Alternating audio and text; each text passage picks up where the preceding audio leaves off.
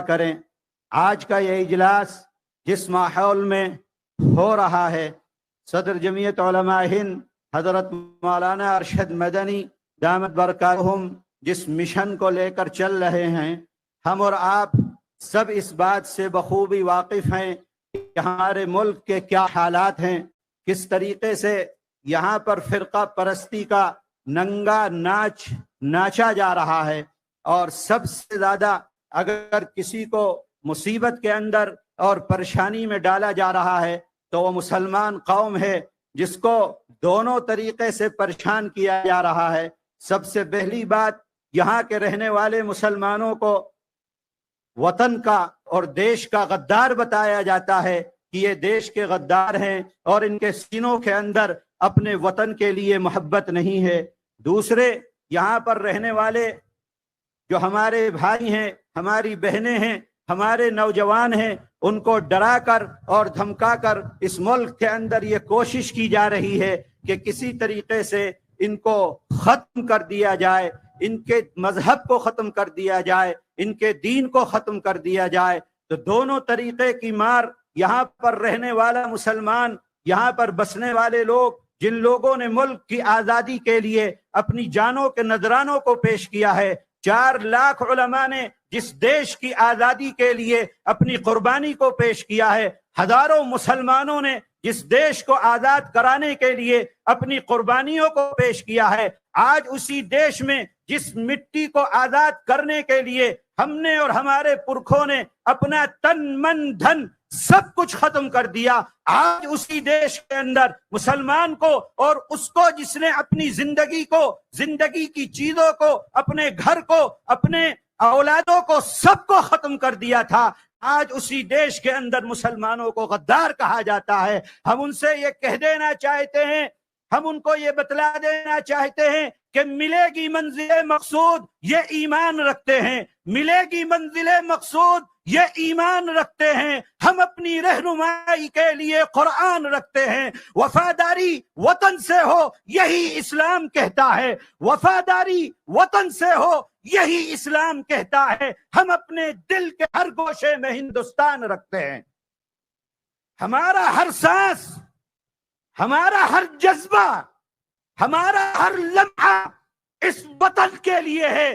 ہم جیے ہیں اسی وطن کے اندر، مریں گے اسی وطن کے اندر، اور جب مریں گے اسی کی مٹی کے اندر ہم دفن ہو جائیں گے۔ وہ لوگ جو اس وقت اقتدار کی کرسی کے اوپر بیٹھ کر یہاں پر رہنے والے لوگوں کو دیش بھکتی کا سرٹیفکیٹ بانٹ رہے ہیں، ان کو دیکھنا چاہیے، سوچنا چاہیے، انہیں مسلمانوں کی تاریخ کو اٹھا کر پڑھنا چاہیے کہ اس دیش کی آزادی کے لیے اس وقت سے لے کر آج تک کوئی آپ کو ملک کے اندر وہ چیز نہیں ملے گی جس سے آپ کسی مسلمان کو بحیثیت قوم یہ کہہ دیں کہ یہ قوم اس دیش سے محبت نہیں کرنے والی ہے۔ میں اگر یہ کہوں کہ دیش سے سب سے زیادہ پریم مسلمان کرتا ہے، میں اگر یہ کہوں دیش سے سب سے زیادہ محبت یہاں کا رہنے والا مسلمان کرتا ہے، تو یہ غلط نہیں ہوگا۔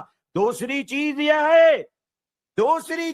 ہے کہ ہم کو ڈرایا جاتا ہے، ہم کو دھمکایا جا رہا ہے، ہمارے نوجوانوں کو قتل کیا جا رہا ہے، موب لنچنگ کے نام پر پورے دیش کے اندر دہشت گردی کا ننگا ناچ ناچا جا رہا ہے، اور یہ کہا جاتا ہے، یہ سمجھا جا رہا ہے کہ ہم مسلمانوں کو ڈرا کر ان کا مذہب اور ان کا دین ان سے چھین لیں گے۔ وہ سمجھ لیں کہ شیرنی کی نسل سیار پیدا نہیں کرتی، وہ سمجھ لیں کہ شیرنی کی نسل سیار پیدا نہیں کرتی، اور مسلمانوں کی ماں غدار پیدا نہیں کرتی، مسلمانوں کی ماں غدار پیدا نہیں کرتی۔ بھیڑیوں کی طاقت سے شیر مرا نہیں کرتے، بھیڑیوں کی طاقت سے شیر مرا نہیں کرتے، اور محمد کے دیوانے کسی سے ڈرا نہیں کرتے۔